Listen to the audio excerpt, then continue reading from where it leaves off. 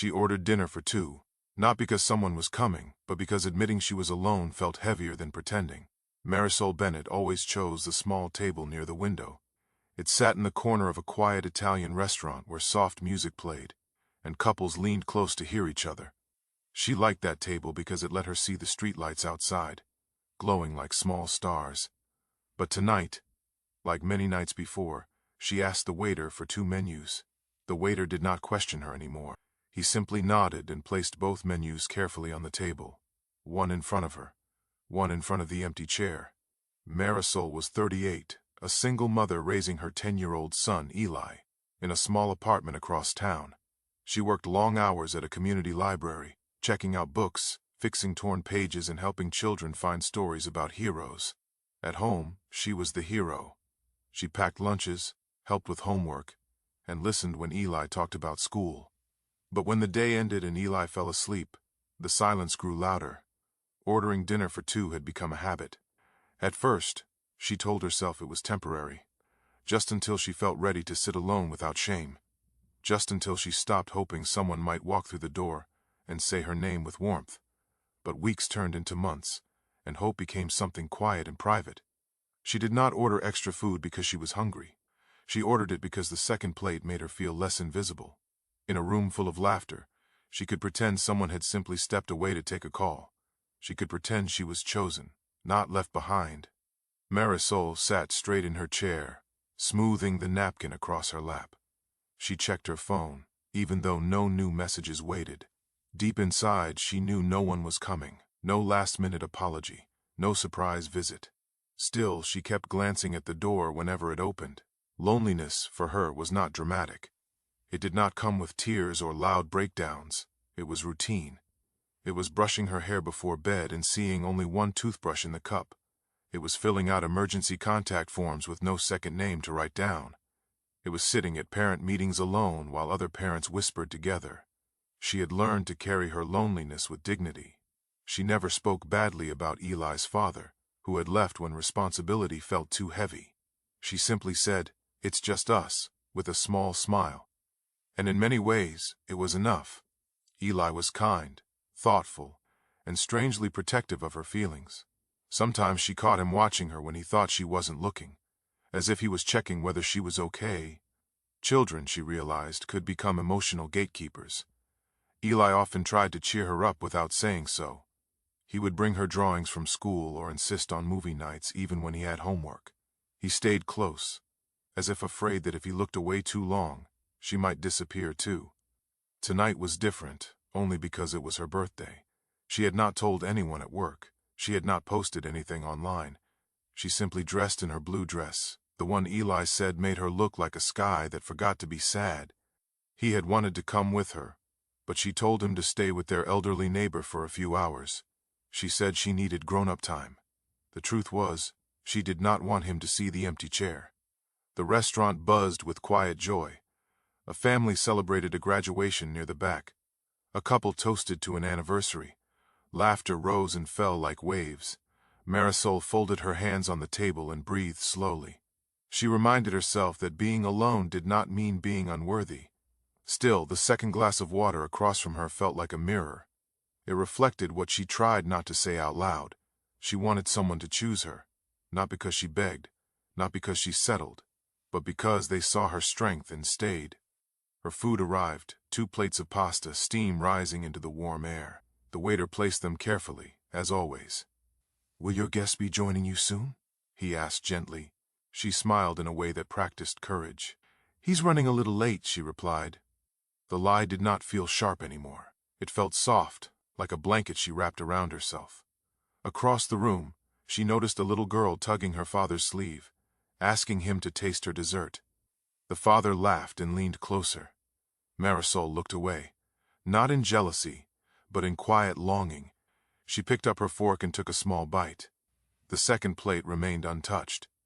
For a moment she imagined someone sitting there, someone who would ask about her day, someone who would notice when she was tired and tell her she did enough.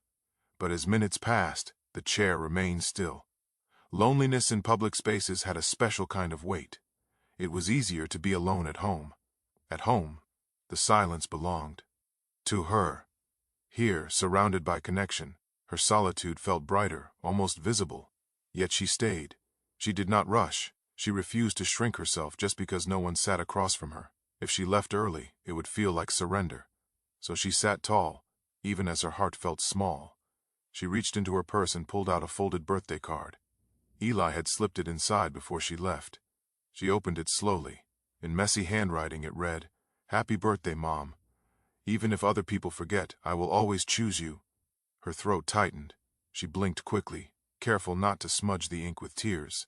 Maybe being chosen did not always look the way she imagined. Maybe sometimes it came in small hands and honest words. Still, as she looked up from the card, the empty chair across from her seemed to hold a question she could not answer. As the food arrives, the empty chair feels louder than the room itself. He learned to survive by staying strong, not by staying open. Rowan Calloway woke up every morning at exactly 5:30, even on weekends. He believed discipline was the only thing that kept life from falling apart. The house was quiet at that hour, the kind of quiet that felt safe because it followed rules. He would make coffee, iron his shirt, and prepare breakfast before his 2 children came downstairs. Everything had a system. Everything had a place. Rowan had been raising 12-year-old Nora and 8-year-old Caleb alone for 3 years. When their mother decided she needed a different life, she packed her bags and left with careful words and no promise to return. Rowan did not beg. He did not shout. He simply nodded and began building a new routine, the next day. He told himself that strength meant not breaking down. It meant paying bills on time, showing up at school meetings, and never letting the lights go out. He worked as a mechanical engineer, long hours spent solving problems that followed clear rules. Machines made sense to him. Feelings did not. At dinner, he asked practical questions. Did you finish your homework? Do you have practice tomorrow? Is your backpack ready? He believed that if he kept his children prepared, life would not surprise them. He believed softness created cracks, and cracks led to collapse. But there was something he did not see. Nora watched him carefully when he thought she was focused on her food. Caleb listened to the silence between his father's words. They noticed that he never talked about his own day unless it involved work. They noticed he never said he was tired, even when dark circles rested under his eyes. Rowan avoided emotional risks the way some people avoided fire. He did not attend social gatherings unless necessary. When coworkers invited him for drinks, he declined politely. Stability was his priority. Opening his heart again felt like inviting chaos back into the house he had worked so hard to steady. At night, after the children went to bed, he would stand in the hallway outside their rooms.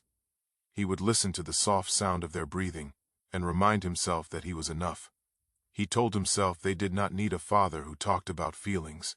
They needed a father who stayed. Still, sometimes when the house was completely dark, loneliness crept in like a draft under a closed door. He would sit at the kitchen table, hands wrapped around a mug of cold tea, and stare at the empty chair across from him. He never admitted that he missed having someone to share decisions with. He never admitted that being strong all the time felt heavy. Like Marisol across town, Rowan carried loneliness quietly. But where she covered hers with gentle pretending, he covered his with control. He believed control was love. If he kept everything steady, his children would feel safe. One Saturday morning, Nora asked him, "Dad, are you ever sad?" The question caught him off guard. He folded the newspaper carefully before answering. "Sad doesn't fix anything," he said. "We focus on what we can control." Nora nodded, but her eyes did not fully agree. Caleb looked between them, silent but thinking. Children often understood more than adults expected. They could sense what was not said. They could feel when strength became a wall instead of a shield. At school events, Rowan stood a little apart from other parents. He clapped at the right times and smiled when necessary, but he rarely started conversations. Other parents saw him as serious and dependable. They respected him, yet respect was not the same as connection. One evening, Nora left a drawing on the kitchen counter. It showed 3 figures holding hands under a bright sun. Rowan noticed that she had drawn herself and Caleb smiling widely. He was standing straight, almost stiff, but still holding on. Above his head, she had written, "Dad is strong, so we don't have to be scared." He stared at the words longer than he meant to. Strength had always been his goal. But he wondered just for a second whether his children thought being scared was not allowed. He pushed the thought away and called them or dinner. Routine was safer than reflection. Across town, in a quiet restaurant, Marisol was finishing her meal beside an empty chair. Rowan, at that same hour, was washing dishes in a silent kitchen. Neither of them knew about the other. Yet their loneliness moved in parallel lines, steady and hidden. Rowan dried his hands and checked the locks on the doors, a habit he repeated every night. He walked past the hallway mirror and caught his own reflection. For a brief moment, he did not see strength. He saw a man who had not allowed himself to feel in years. Behind him, Nora stood at the end of the hallway, watching. She had come out to ask for help with a school project, but she paused when she saw his face. There was something there he tried to hide, something softer than he wanted to admit. Children, without meaning to, often became emotional drivers. They noticed the cracks adults ignored. They felt the spaces where warmth could grow. Rowan cleared his throat and straightened his shoulders, putting the strong expression back in place. "Everything okay?" he asked her. Nora nodded slowly. "Yeah, Dad," she said. But her voice carried a question he did not answer. He believed he was protecting them by staying firm, by staying closed. He believed that if he never leaned on anyone, no one could walk away again. But as he turned off the lights and headed toward his room, he missed the look Nora gave Caleb. It was not worry, it was realization. His children notice something he chooses not to see. Children often feel pain long before adults allow themselves to notice it. Nora did not fully understand heartbreak, but she understood silence. She understood the way her father shoulders stiffened when someone mentioned family. She understood how he always kept his hands busy, as if stopping for even a moment might allow something heavy to catch up with him. Caleb understood it too, though in a quieter way. He noticed how their father's smile reached his mouth but rarely his eyes. That Saturday evening, Rowan took Nora and Caleb to a small Italian restaurant after Nora's science project presentation. It was not something he usually did, but she had worked hard, and he believed in rewarding effort. He chose the place because it was simple and calm, a place where nothing unexpected usually happened. When they walked inside, the room felt warm and softly lit. Rowan guided them to a table near the center, his usual habit of choosing clear views and steady seating. As he helped Caleb with his chair, Nora's eyes wandered around the room. That was when she saw her. Marisol sat near the window, wearing a blue dress that looked careful but not flashy. In front of her were 2 plates of pasta, but only one fork moved. The chair across from her remained empty.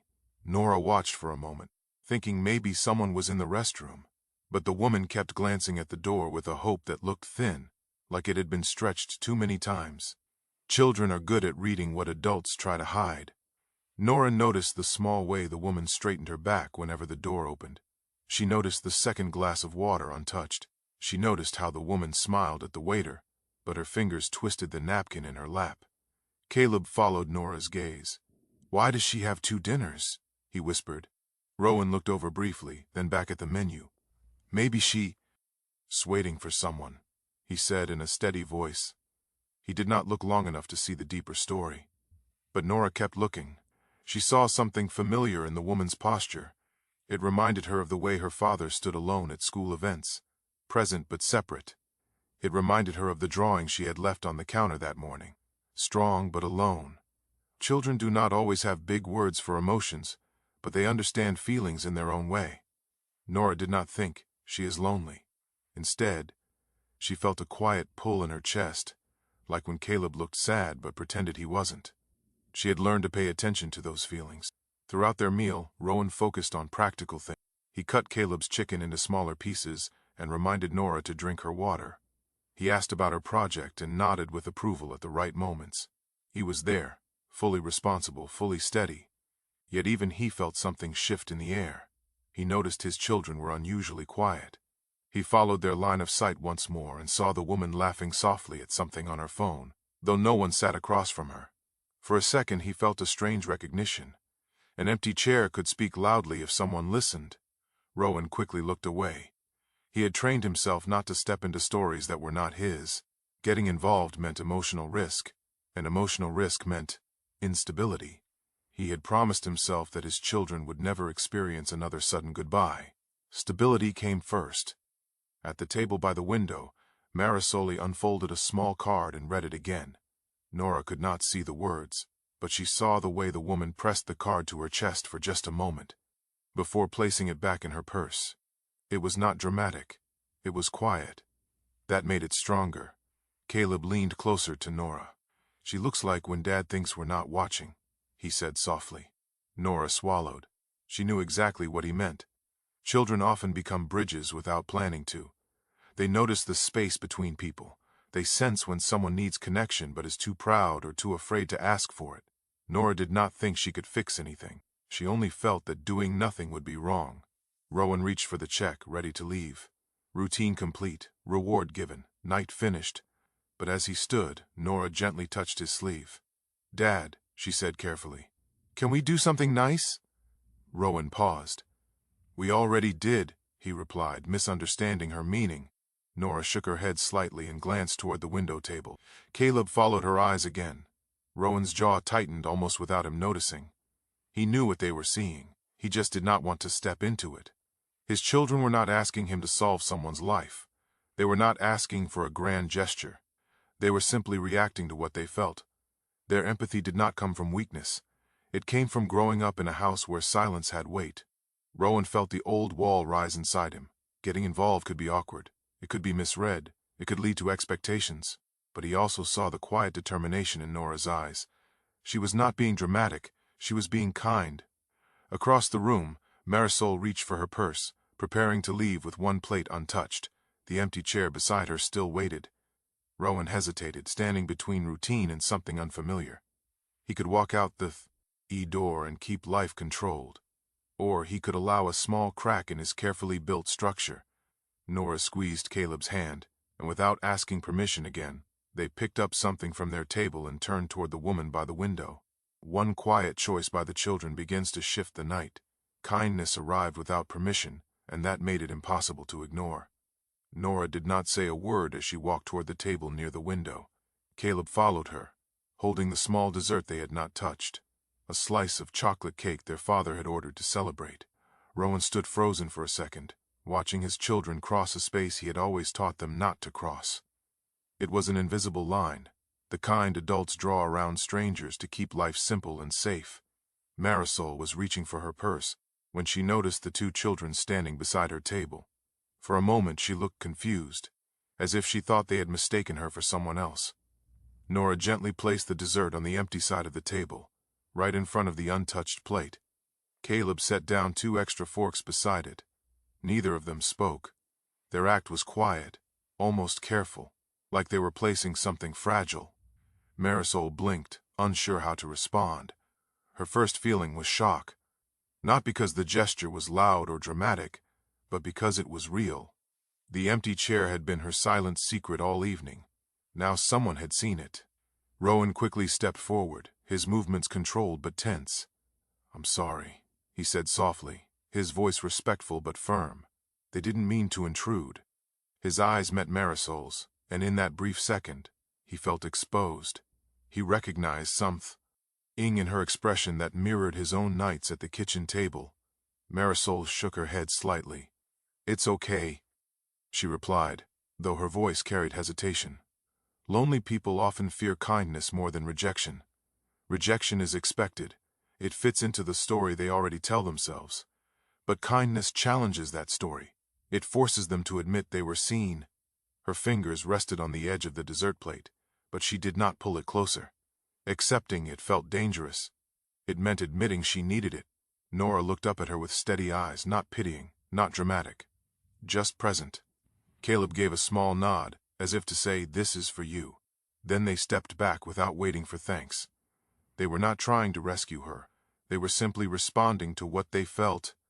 Rowan felt a mix of pride and discomfort. He admired his children's empathy, yet part of him worried about boundaries. He had spent years teaching them to be careful, to protect themselves from disappointment. Now they were offering something without guarantee. That scared him. Marisol slowly pulled the dessert closer. The chocolate frosting glistened under the soft lights. She glanced at the children, who were now standing beside their father, watching quietly. No one forced her. No one filled the silence with awkward jokes. She picked up a fork. The small action felt bigger than it should have. Taking a bite meant accepting that someone had chosen her table on purpose. It meant allowing connection, even if it lasted only a few seconds. As she tasted the cake, something in her chest tightened. She had built careful walls around her loneliness. She dressed it neatly, carried it politely, and never let it spill into public view. But this simple gesture cracked something open. Rowan cleared his throat. "It's he." "Our birthday," Nora said gently, finally breaking the silence. She had seen the folded card earlier when Marisol held it close. Marisol's eyes widened. "How did you—" She stopped herself. It did not matter how. What mattered was that someone noticed. Rowan felt his guard shift slightly. He looked at Marisol again, this time not as a stranger but as someone standing in a similar storm. "Happy birthday," he said, the words careful but sincere. "Thank you," she replied, her voice softer now. There was no dramatic conversation, no exchange of life stories, just a shared understanding that loneliness was not weakness. It was something many people carried quietly. Around them, the restaurant continued as usual. Glasses clinked, laughter rose and fell. Yet, at that small table by the window, something had changed. The empty chair no longer felt like a secret. It felt like space that had been acknowledged. Rowan placed a hand on Caleb's shoulder, grounding himself as much as his son. He realized that control had kept his family steady, but empathy was teaching them courage. His children were not reckless. They were kind. Marisol looked at the three of them standing together. A father who stayed. Two children who felt deeply. For the first time that evening, she did not feel invisible. She felt chosen in a small but undeniable way. But being chosen also meant risk. It meant stepping beyond habit and hope into something real. She had learned to survive by expecting nothing. This moment asked her to expect more. Rowan hesitated, sensing the shift. Part of him wanted to guide his children back to their table and close the night neatly. Another part, quieter but growing, wondered what would happen if he allowed this connection to breathe. Nora glanced at the empty chair again, then at her father. She did not speak, but her expression carried a gentle question. Caleb looked between the adults, sensing that something important was happening, even if he could not name it. Marisol rested her hand on the back of the empty chair. For months, it had represented absence. Now it felt like possibility. Her heart beat faster, not from fear, but from something close to hope. She looked at Rowan, really looked at him this time.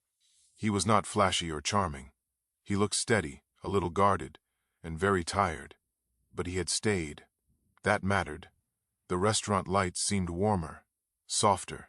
The invisible line between strangers had already been crossed by two children, who refused to ignore what they felt. Marisol took a slow breath. Accepting dessert had been simple. Accepting connection was not.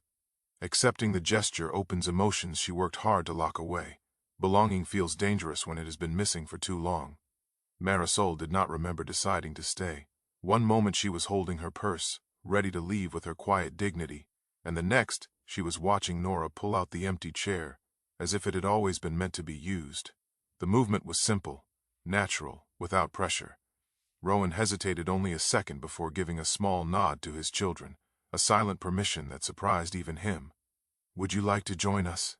Nora asked softly, not as a demand but as an offering. The question settled gently in the space between them. Marisol's first instinct was to refuse. She had built her life around not needing invitations. She told herself she was strong alone. Accepting this meant stepping into something uncertain. But the children's faces held no pity, only warmth. Rowan stepped aside slightly, creating room without forcing it. "Only if you're comfortable," he added, his voice steady but less guarded than before. Comfort. The word felt fragile. Marisol had not felt truly comfortable in a long time. Still, she found herself nodding. Slowly, carefully, she moved her purse to the back of the chair and sat down at their table. For a second, her heart raced. She expected the moment to feel awkward or forced. Instead, Caleb immediately began telling her about his soccer practice, explaining how he almost scored a goal but slipped at the last second. His story had no hesitation, no awareness that this was unusual. To him, she was simply someone listening. That small normalcy made it easier to breathe. Nora asked about the blue dress, saying it looked like evening sky. Marisol smiled, surprised by how natural the conversation felt. The children did not treat her like a stranger. They treated her like someone who had always been allowed to sit there. Rowan watched quietly at first. His instincts still warned him to stay careful. But as he saw Marisol relax slightly, he felt something inside him soften. He noticed the way she listened fully to Caleb, the way she asked Nora about her science project with real interest. There was no rush, no performance.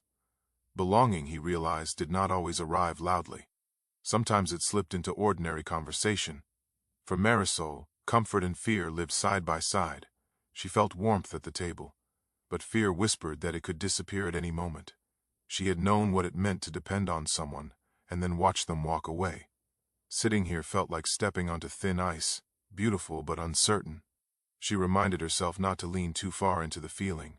Just sit. Just listen. Just be present. Rowan finally joined the conversation, explaining how proud he was of Nora's project. His tone held quiet admiration. Marisol noticed that when he spoke about his children, his guard lowered without him realizing it. Strength still defined him, but it was no longer sharp. It was steady and human. The waiter passed by and paused, slightly confused by the changed seating. Rowan calmly asked for another glass of water. The adjustment was small, but meaningful. Space had been made, not out of obligation, but choice. As minutes passed, the table no longer felt divided between families. It felt shared. The laughter was not loud, but it was honest. Marisol found herself forgetting to check the door. She forgot about the untouched second plate at her old table. This was not romance. It was not dramatic destiny. It was something quieter. Safety. Presence. A sense that no one at this table was pretending. Children often normalize what adults complicate. Nora asked Marisol what her favorite book was. Caleb wanted to know if she liked board games. Their questions built a bridge without announcing it. They were not trying to fix her loneliness. They were simply including her in their world. Rowan noticed the change in himself. For years he believed protecting his children meant keeping his world small. But watching them now, he understood that protection did not mean isolation. It meant teaching them how to recognize kindness and offer it without fear. Marisol felt her shoulders relax, something she had not realized were tense. She had spent so long sitting beside an empty chair. That sitting among warmth felt unreal. Part of her wanted to hold on to the moment tightly. Another part warned her not to expect it to last. Found family, she realized, does not begin with big promises. It begins with small choices. A chair pulled out. A dessert shared. A conversation that does not feel forced. As the evening continued, Rowan suggested they walk outside together before heading home. The air was cool, the streetlights bright. They stepped out of the restaurant as a group, not defined by labels but by presence. For the first time in a long while, Marisol did not feel like she was walking alone. Yet as they reached the corner where their paths would naturally separate, a quiet fear returned. What if this was just a kind night? What if tomorrow returned her to the same empty chair? She looked at Rowan, who seemed to be thinking the same thing in his own way. He had allowed space tonight, but could he allow it again? Just when it feels safe, fear of loss begins to surface. Leaving is easy when staying has always ended in pain. The night air felt cooler than before as they stood at the corner where the sidewalk split in two directions. Streetlights cast long shadows on the ground, stretching their figures into shapes that almost touched. Marisol wrapped her arms around herself, not from cold, but from the sudden return of caution. Rowan stood beside his children, hands in his pockets, his posture steady but thoughtful. No one rushed to say goodbye.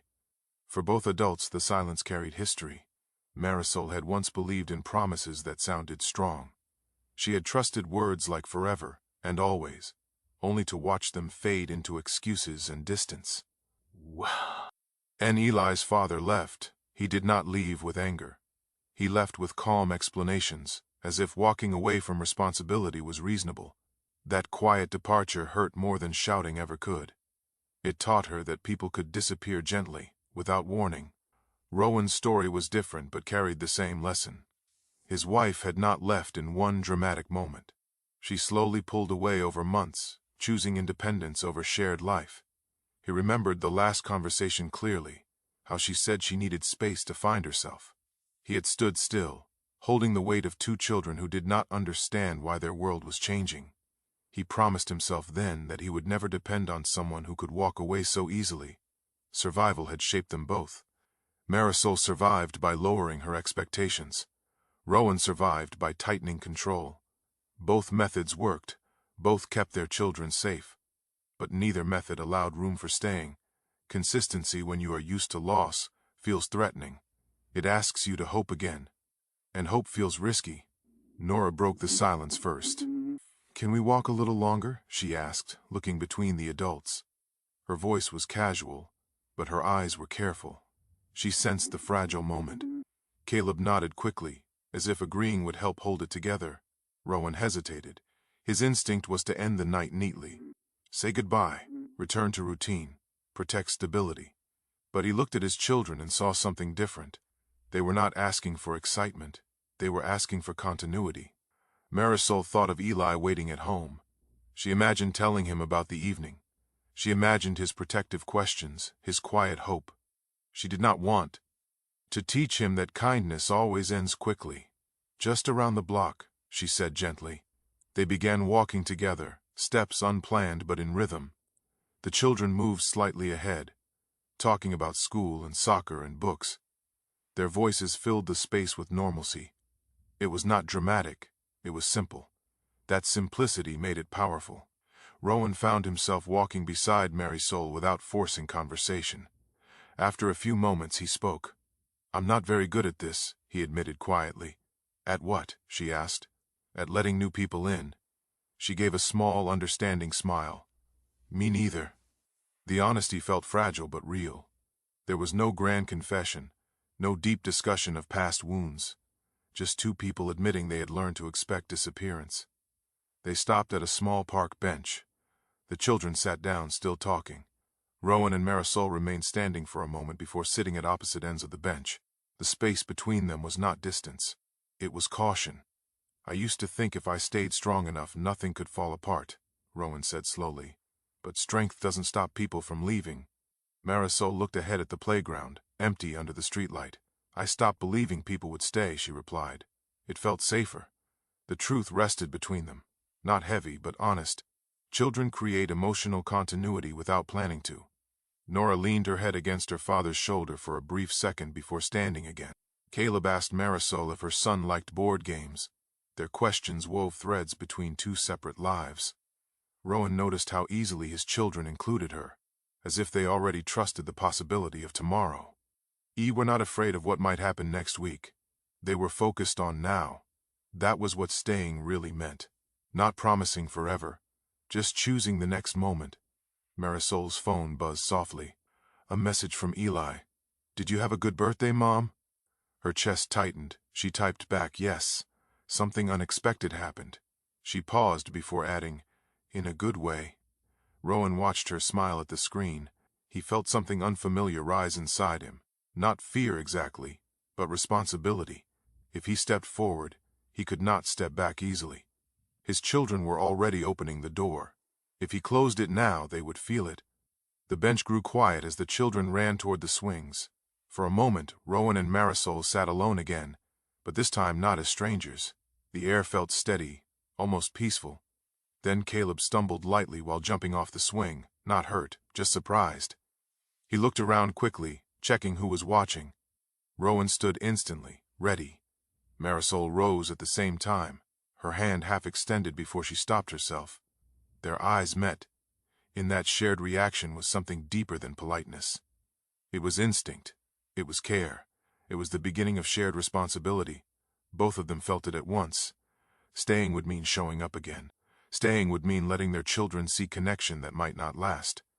Staying would mean risking another quiet goodbye. The children ran back toward them, laughing, unaware of the weight building in the adults' thoughts. Rowan drew a slow breath. Marisol felt her heartbeat steady but strong. The choice was no longer about dinner or dessert. It was about whether they could face the fear that had shaped their lives. One moment forces both adults to confront their deepest fear. Being chosen quietly can change a life more than loud promises. The moment at the park did not end with a big decision. Caleb stood up quickly after his small stumble, brushing off his jeans and smiling as if nothing had happened. Rowan stepped back slowly, his protective reflex settling into calm. Marisol lowered her half-raised hand, feeling the echo of that shared instinct still warm in her chest. No one spoke about it, yet something important had already shifted. They walked back toward the corner where their paths separated. This time the silence did not feel unsure. It felt thoughtful. Rowan looked at his children, who were talking easily with Marisol about school lunches and favorite ice cream flavors. He saw how naturally they included her in simple details. It was not dramatic attachment, it was steady interest. For years, Rowan believed stability meant keeping his world small. But tonight, he understood something different. Stability could also mean allowing good things to stay. His children were not reckless. They were careful with their kindness. They had seen something honest in Marisol, and they responded to it without fear. Marisol felt the same careful shift inside herself. She was not imagining a future. She was not building dreams too quickly. She was simply allowing herself to stand in the present without pulling away. That alone felt brave. At the corner, Nora looked up at her father. "Can we see them again?" she asked softly.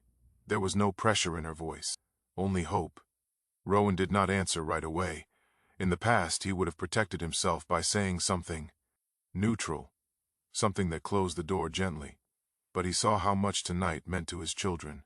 He also felt, in a quiet place inside himself, that walking away completely would not protect them. It would only teach them to ignore connection when it appears. He turned to Marisol.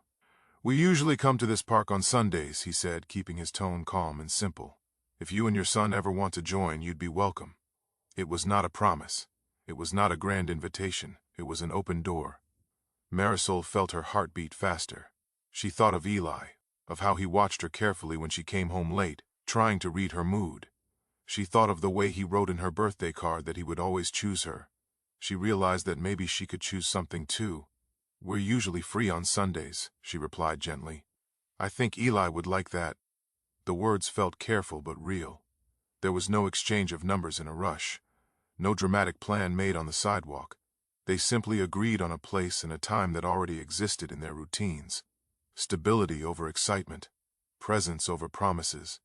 As they said goodbye, Caleb surprised everyone by giving Marisol a quick hug. It was innocent and warm. She froze for half a second, then hugged him back softly. Rowan watched closely, not in suspicion, but in awareness. He saw how natural it felt. He also saw how much it meant. Nora waved and said, "See you Sunday," with quiet confidence. Marisol walked toward her apartment with a different kind of silence around her. It was not the heavy loneliness she carried into the restaurant. It was a reflective quiet, filled with cautious hope. She wondered how to explain the evening to Eli without making it sound bigger than it was. She did not want to build expectations too fast, but she also did not want to hide something good. At home, Rowan tucked his children into bed. Nora smiled in a way he had not seen in a while. Caleb asked if he could bring his soccer ball on Sunday. Rowan nodded, realizing that his children were already planning as if the invitation mattered. Later, alone in the kitchen, Rowan leaned against the counter. He expected fear to rise stronger. Instead, he felt something steadier. He had not promised forever. He had not opened his heart completely. He had simply chosen not to close it. Across town, Marisol sat beside Eli on the couch and told him about the evening.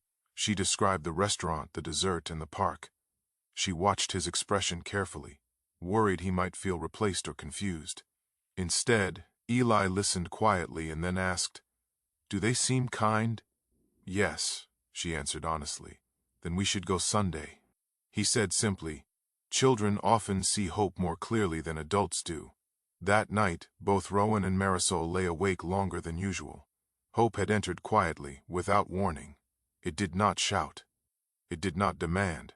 It simply rested there, fragile but alive. Chosen without being promised felt different. It did not rely on big words. It relied on showing up again. On Sunday, at the same park, at the same time. But hope always carries risk. They both knew that. They had built their lives on preparing for disappointment. Letting hope grow meant accepting the possibility of losing it. Still, as they drifted towards sleep in separate homes, neither of them felt alone in the same way as before. Hope appears, and with it, the risk of losing it. Sometimes family begins with a chair pulled closer, not a promise made. Sunday arrived without fireworks or dramatic music. It came the way most healing does, quietly and on time. Rowan stood at the park entrance with Nora and Caleb, holding a thermos of coffee he had made that morning. He told himself they were simply keeping a plan, nothing more. But he had ironed his shirt again, even though it was just a park visit. That small effort revealed more than he would admit. Across town, Marisol adjusted Eli's jacket and reminded him to be polite, though he usually was. She felt the old fear trying to rise, whispering that hope could embarrass her, but she chose to step outside anyway. She was not walking toward a promise, she was walking toward presence. When the two families saw each other near the swings, the moment was simple. No awkward pause, no heavy conversation. Caleb waved first. Nora smiled easily. Eli stood slightly behind his mother at first, observing the way children do when they are protecting someone they love. Children measure safety quickly. Within minutes, Eli was kicking a soccer ball with Caleb, while Nora explained a new science experiment idea. Their laughter filled the space in a natural rhythm. It did not sound forced. It sounded steady. Rowan and Marisol sat on the same bench as before, but this time not at opposite ends. The space between them was smaller, not because of romance, but because of comfort. Rowan poured coffee into 2 small cups without asking if she wanted some. He simply offered it. She accepted without hesitation. These small actions spoke louder than promises. Consistency began doing what words could not. The second Sunday felt easier than the first. Then a third arrived. The children started asking about each other during the week. Rowan found himself saving small stories from work to share. Marisol no longer checked the park entrance with fear that no one would show up. Loneliness, once routine, slowly lost its control.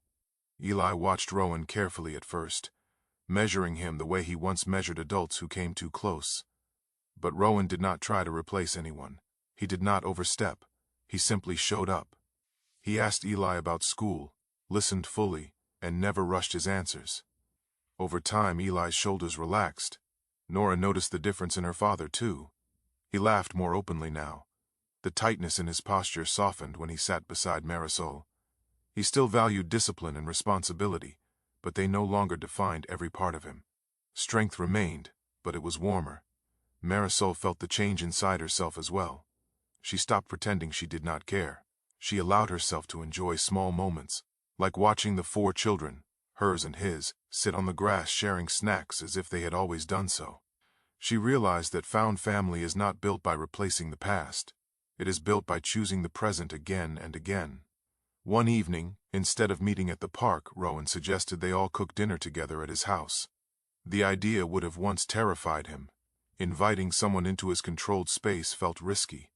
But he no longer saw connection as a threat to stability. He saw it as part of it. The kitchen grew warm with conversation and the sound of chopping vegetables. The children argued gently about how much cheese to add to the pasta.